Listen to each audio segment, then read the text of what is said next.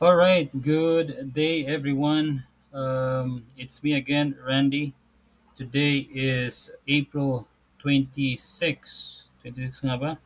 Yeah, 26, Friday, 2024. Isang magandang gabi sa inyong lahat.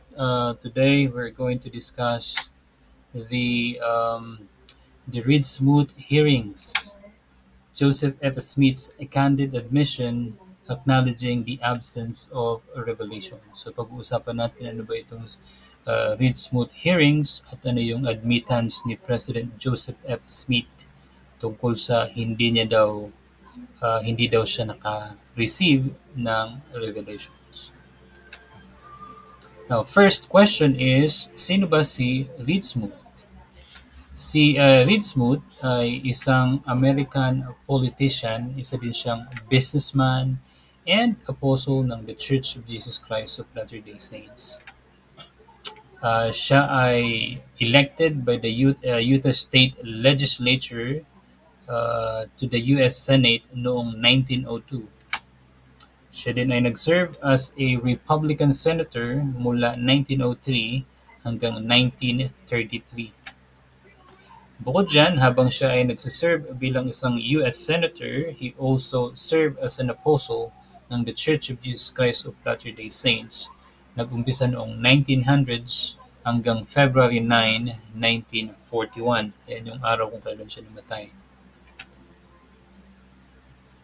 Now, ang question is, what is the Reed Smoot hearings? Ano ba yung Reed Smoot hearings? Ang iba ang tawag nila is Smoot hearings or the Smoot case.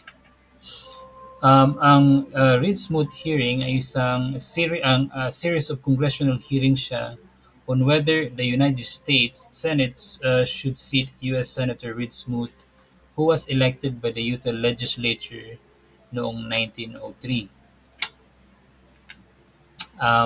Ang question ay, bakit kailangan mag-hearings tungkol kay Senator Reed Smoot or tungkol kay Apostle Reed Smoot? Una, to ascertain whether Reed Smoot should be permitted to continue serving as a member of the United States Senate. Gusto nilang malaman kung si Reed Smoot ba ay karapat-dapat na maupo bilang isang senador sa United States. Ang reason is that concern ang US government sa affiliation ni Reed Smoot sa The Church of Jesus Christ of Latter-day Saints, lalong-lalo na sa allegation regarding sa church controversial practices tulad ng polygamy. Concern sila dyan kasi that time na si President Joseph F. Smith ang president sa mga panahong nangyayari ang congressional hearing na to, kumbaga medyo pawala na yung pag-practice ng The Church of Jesus Christ of Latter-day Saints sa polygamy. Pero sa mga panahon ni John Taylor at saka ni Wilford Woodruff, ito yung twilight sa polygamy. Ito yung takip silim sa polygamy. So concern ang US government sa pag-upo ni apostles or ni Senator Reed Smoot dahil sa affiliation niya sa The Church of Jesus Christ of Latter-day Saints. So gusto nilang malaman to kung siya ba ay karapat-dapat maupo, kaya isinagawa nila yung Reed Smoot hearings. Ngayon, sa hearing ay nag-umpisa ito noong 1904 at natapos noong 1907. So, almost 3 years. And then, fortunately, kulang yung kinakailangang boto para siya ay sipain sa upuan bilang isang senador sa US. Kaya nanatiling naglingkod bilang isang senador si Senator Reed Smoot sa US government. Then, noong February 1903, si Senator Reed Smoot, dumating siya sa Washington, D.C.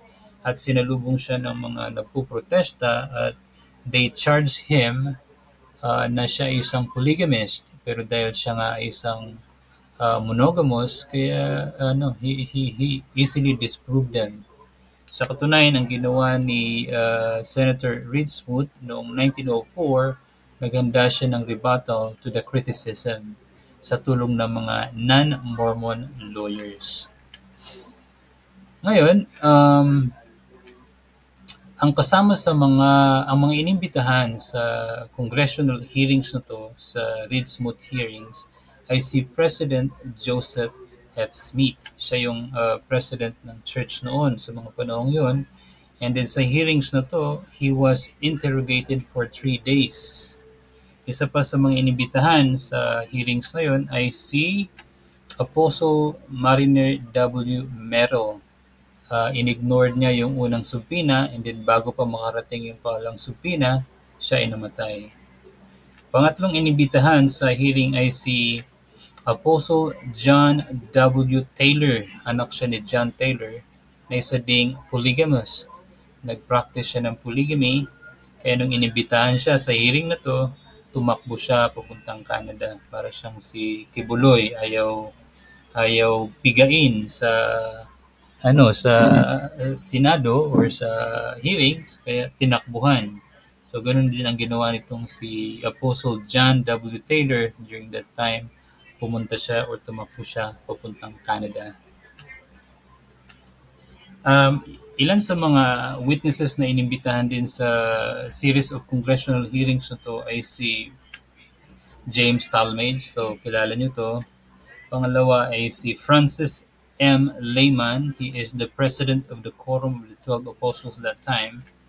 And then si Andrew Jensen, siyang isang church historian that time. Si B.H. Roberts at saka si Moses Thatcher. Now, let's move on sa interrogation kay President Joseph F. Smith, yung president ng church that time. As I've mentioned earlier, na siya ay inimbitahan at he was interrogated for 3 days. Ang question ng isang senador sa kanya, si Senator Du Bois, ang sabi niya, have you received any individual revelations yourself since you became president of the church under your own definition, even of a revelation? Yan ang question sa kanya eh. Ang sagot ni President Smith is this, I cannot say that I have. Okay, and then ang tanong naman ni Senator Du Bois is, can you say that you have not? And then ang sagot ni President Smith is this, no, I cannot. No, I cannot say that I have not. And then ang next question ni Senator Du Bois is, then you do not know whether you have received any such revelations as you have described, or whether you have not? And then ito yung last answer ni President Smith sa question na yan. Ang sabi ni President Joseph F. Smith, well, I can say this, that if I live as I should in the line of my duties, I am susceptible, I think, of the impressions of the Spirit of the Lord upon my mind at any time, just as any good Methodist or any other good church member might be. And so far as that is concerned, I say yes, I have had impressions of the Spirit upon my mind very frequently, but they are not in the sense revelations. So very clear ang sagot ni President Joseph F. Smith na yung kanyang impression is not revelation. Ngayon, sabi ni President Joseph F. Smith under oath na he actually admitted, as I mentioned earlier, he admitted under oath na hindi siya nakaka-receive ng revelations. Now, the question is, if he doesn't receive revelations, is he a prophet to you? That's the question that you need to answer to yourself. Thank you.